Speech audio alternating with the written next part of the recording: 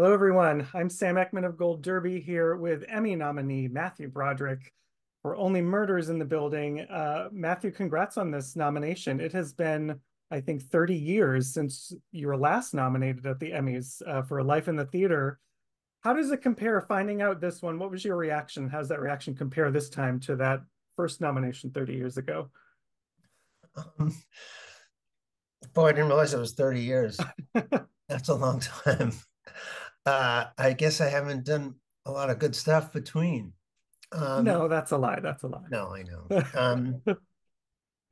Well, this was very nice. I mean, I remember hearing about A Life in the Theater when I was shooting another movie and I was doing a big scene, so I was so involved at the time that I couldn't really react. I just pretended it wasn't happening that time. I remember that. Even that, but no, it was very nice to get that one too. I assumed I'd get another one within the next 3 or 4 years.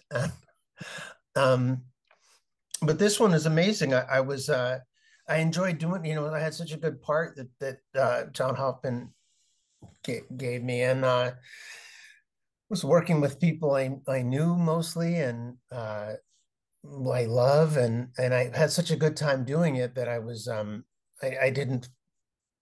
This is just an extra incredibly great little treat, honor for me. Yeah. It's a really fun role here. And when we see you in this episode, Cobro, you are singing which of the Pickwick triplets did it, this insane pattern number, which I know Steve Martin had to dedicate a good amount of time for those very quick lyrics. How difficult was it for you to get those down? It was difficult. I think I didn't have to do a whole lot. I think Steve had to do the whole, I just did little pieces of it, but it had to look really fast and good. So that took me walking around holding my phone and, walking around New York repeating those lines just basically for days and days. Um, yeah, it's a real, I couldn't do it now. Which are the I Pickwick won't chick? ask you. Yeah. You have a really fun rivalry with Steve on the show, I think, and then Martin Short, of course, becomes really quickly fed up with this version of Matthew Broderick's very method acting. What was the kind of energy on set with them? It just seems like, is there a lot of improv happening? What is it like with them? There was some improv and with Steve as I recall. But most of it was what was written. Um,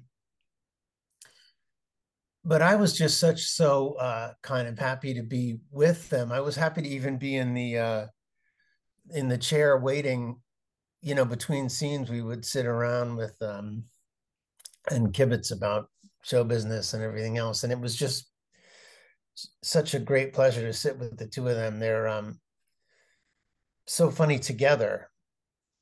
You know, Marty just makes nasty jokes about Steve, and Steve laughs, and I was just laughing all day. I would come home from work with my face hurting, um, and I found them a delight to work with. Particularly, I'd worked with Marty, but not Steve. But I'm almost the same age as him, but I feel like I grew up with Steve Martin, with his record albums, and it was a big influence on me. So to get to just do even a little scene with him was just thrilling. And I remember he did make up a few lines when we were doing one scene, and it was fun to watch him uh, add things, and then I would try to add something too, and we seemed to have a good rapport. I thought. I Yeah, hope he thought so. yeah. I know Martin was also you obviously played Leo Bloom in The Producers. He opened The Producers in LA as Leo. Did you Yes. ever swap stories about experiences with that? A few, yeah. Yeah, he was I mean we did a life we did It's Only a Play on Broadway together, Marty and me. So we did that together for 4 or 5 months. So I'm kind of know him. I do know him. I love him. I can't remember. I remember some story. We had stories about Mel Brooks. Various very funny stories and also slightly, frightening stories, things that happen. So I don't know if I should get into, but uh, yeah, he made jokes that he felt he was too old for Leo when he did it. He said, "If you look at me at first, you'd say, 'Great, this is great,' and then as you then you'd see me across the street and say, 'Oh, look, it's Marty, and he's playing Leo Bloom,' and then you'd cross the street and get close to my face, and you'd be terrified, you'd be horrified." I remember him saying that. Yeah. It's this series I think is very funny for its kind of self-awareness. And I mean, in this case, you're playing a version of yourself who Yeah, I think lacks any and all sense of irony yeah. here.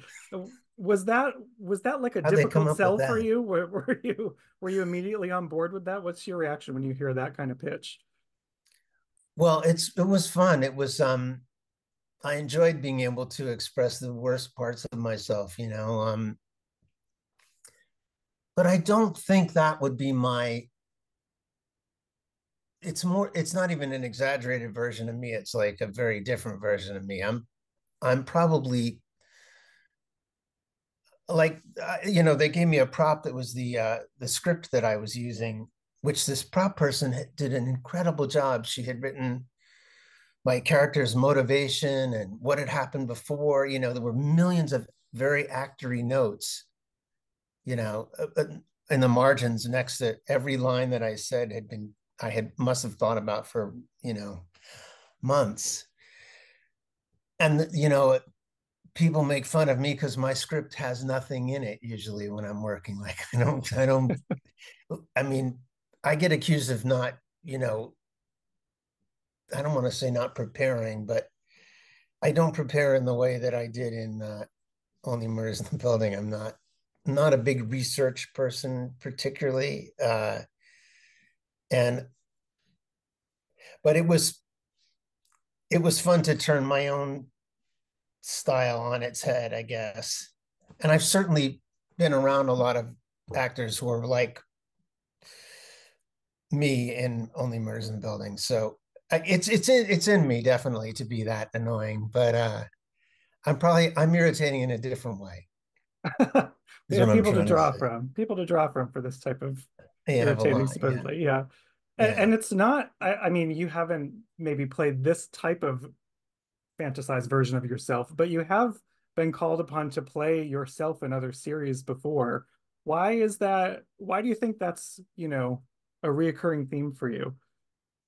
I don't know. When was I myself in another series? I'm trying to think.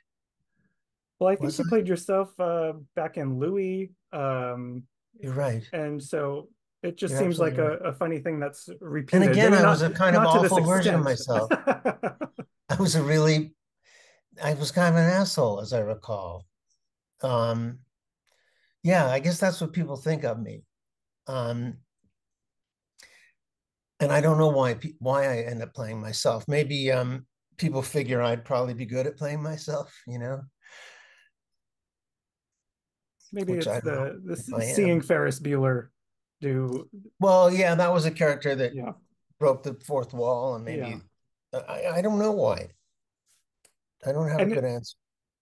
well, it's interesting because like even this series not only makes a couple references. Steve even says Ferris is lying to you. Why are you still here? Go Oh, that's home. right. Yeah. Which he So didn't. Yeah. Yeah. you've been in, I think, a lot of projects that have this kind of these iconic quotable lines to them. Are people just constantly shouting quotes at you as you walk down the street? Is that a common occurrence? Not constantly, but occasionally. Yeah. I get Bueller, I get anyone. And I sometimes get it's Africa Hot, which is from Biloxi Blues, which is really old. And I'm amazed that people and happy that they remember it. But I get that occasionally. I got that in recently in a very Mm. hot day in Paris. So you never know. Yeah, I think those are the two from producers and a little bit from, I'm sorry, not producers. I don't think there's any lines from producers that I get quoted at. No Way Out, No Way Out, I Mm. guess. But that's really Gene Wilder's role, but Ferris Bueller and a little bit Biloxi Blues, I think. Mm. Well, speaking of spending some time abroad, you and your wife Sarah Jessica Parker, you did Plaza Suite on Broadway, then brought it to London Mm, for a stint. That is, probably the opposite experience of doing just a guest spot on a TV series. That's dedicating a real chunk of yeah, time to a yes. show and a character. What is it about a character that makes you say, okay, I'm going to dedicate a huge portion of life to this? Yeah. Well, in that case, it was when we did it in New York, we really only 3 or 4 months. I don't remember how, it was a pretty short run. And the run was also interrupted by COVID. So we had like we started then stopped for 2 years. So it had always been kind of disjointed and we really enjoyed doing it.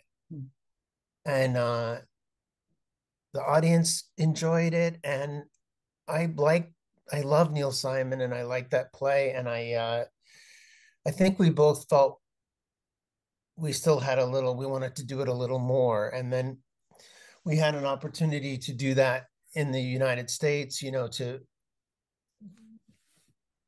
Chicago or LA, or we were going to looking for where to, somewhere to do it. And our producers are English, or some of them, and